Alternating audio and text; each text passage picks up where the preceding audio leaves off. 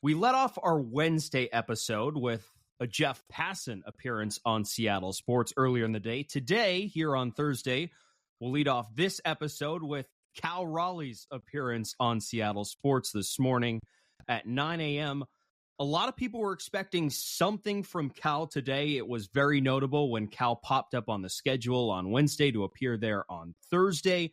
He was on with Mike Salk and Brock Heward on Brock and Salk. And really, Lyle, he didn't give much on the radio today. I think people were expecting something, but he didn't really give them anything to react to. I thought Cal was pretty buttoned up. He was much more tame than Jeff Passan earlier in the week. Those answers felt media trained. I don't know about you, but it felt like those were very prepared answers that Cal gave, which is a little bit different than the way he spoke at the end of the season. You're right. Does it benefit the offseason? Does it benefit the Mariners for Cal to not give a media trained answer? Does it benefit them for him to start just spewing stuff on the radio while under contract again? Not really, right? No, it doesn't. Maybe I'm selfishly looking for some funny content because the offseason so far has been so forgetful and so just miserable flat out that maybe I was looking for any way to get some juices flowing, listen to Cal say something similar to what he said at the end of the year and double down on everything. But it seems like he's probably learned his lesson because his tone was very different this time. He was given the opportunity, especially there at the end of the interview. Mike Salk gave him the opportunity. He was asked a question along the lines of like, how are you guys reacting to how this offseason has played out? Like, what do you truly think this clubhouse thinks? And I think I believe Cal's words were, I'm not going to speak for this clubhouse, and I don't think it's appropriate for me to disclose that. And I just don't think I'm going to comment on that. Wink, wink, wink. What we actually think. But, he's like, it's along the lines of like early in the offseason, everything you expect to hear from, as it was put on the internet, a leader, right? Like Cal's a leader. He's the adult in the room. He's going to lead this clubhouse despite, how old he is in third full season in the big leagues upcoming here in 2024. So like that's what Cal sort of had to do, right? He had to give people like not another chance to get riled up and get pissed and to flood our comment section with things like, oh, Cal said the roof's burning down. I can't take another week of this offseason. Like Cal said, it's all over. If Cal Raleigh comes out on Seattle Sports and just starts saying like, I hate it here, I want to get traded, I can't stand this ownership group, then, well, I don't want to be a baseball fan anymore. I can't do it.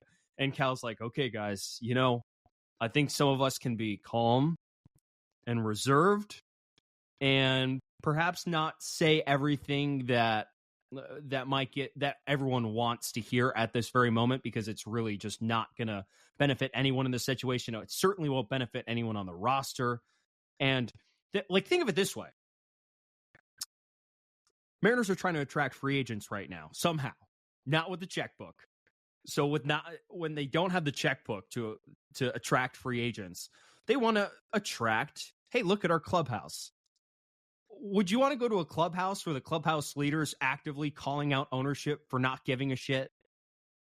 No, right. You wouldn't. Correct. And maybe then in that case, the tone would change once we get to spring training if they've still done nothing by then. But maybe at the point where it's mid-December and you're still hoping to bring some good names in, then they're trying to be as kind of keep information as close to the vest as they possibly can about how they're feeling so far. And with the hope that maybe ownership will have a changing of the guard and the front office will be given the reins to go out and make some moves in the next few weeks. Because you're right. Like it certainly can't help if Cal Raleigh's going on the radio and saying this sucks, but how he's really feeling, I can't imagine he's all that inspired by what's gone down so far this winter. In the end, I think we have to remember that the roster is not in charge of roster changes, period. Like, go listen to that interview and listen to how Brock and Salk, who are two very veteran people on the radio in terms of interviewing and talking to athletes, of how they talk about the interview. And think about how they would have talked to Jerry if they had Jerry on instead. Jerry, it's going to be all about the personnel. It's going to be all about the moves. It's going to be all about they would ask him about free agents. He probably won't comment on them, but they'll definitely ask. But Cal, it's more about him than it is about the rest of the roster, because the guys on the roster, they control themselves and they can kind of control the vibe in the clubhouse, but they can't add people into the clubhouse. So in the end, what Cal also said, we got to control what we can control right now. Kind of off of Scott's "these are the cards we've been dealt" comments, but it's right for Cal. He's correct on that, and he did what was necessary to give us a not chaotic week before Christmas. See, I think a lot of people figured when Cal was going on the radio this week, it was going to be because he had some more thoughts to get off his chest. But now hearing the way he talked during that interview, what are the chances somebody with the Mariners actually set him up to do that interview saying, hey, this offseason so far between the fan base, between the way the media is talking about us has been a nightmare. Can you go on the radio and try to diffuse any of it? What do you think the odds of that are? I think pretty low. You think? I don't think this was a team ask. Like, how often does a team ask players to do media in the offseason? Like, not that often, unless it's like something really big. Usually they're not jumping head over heels to say, hey, Cal, can you go appear on like King 5 tonight? This team is also not deaf. They might not be making the moves people want to see them make right now, but they're not deaf, because all you have to do is open the newspaper or open Twitter to see the discourse of what's going on right now. And again, like they might be getting dragged more than any team in baseball right now. So I'm sure the team knows that. And I'm sure they want to try to control the narrative of their own franchise. So I don't know, maybe they didn't ask Cal to do it. I just wouldn't be shocked if they did.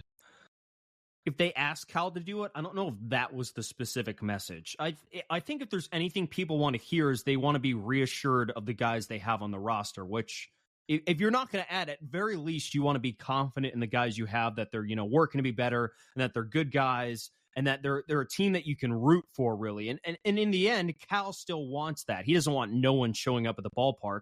That makes it no fun for him at all. He wants fans to still feel confident that they're going to go out and watch a good product in 2024. And again, as part of a team leader, that's his responsibility. He mentioned in that interview, how much he appreciates the fans and how much he appreciates the city of Seattle and supporting this team. Well, it's his part as well in the offseason throughout all these turbulent times to show his support to the fans as well, whether it be through a radio interview in the offseason from wherever he's spending his offseason. I think Florida, I'm not totally sure, but like you get that, like it's sort of a give and go here in the offseason where Cal is now doing his responsibility as a member of this team to help out the fans a little bit. Yeah, he did what he was asked to do, that's for sure.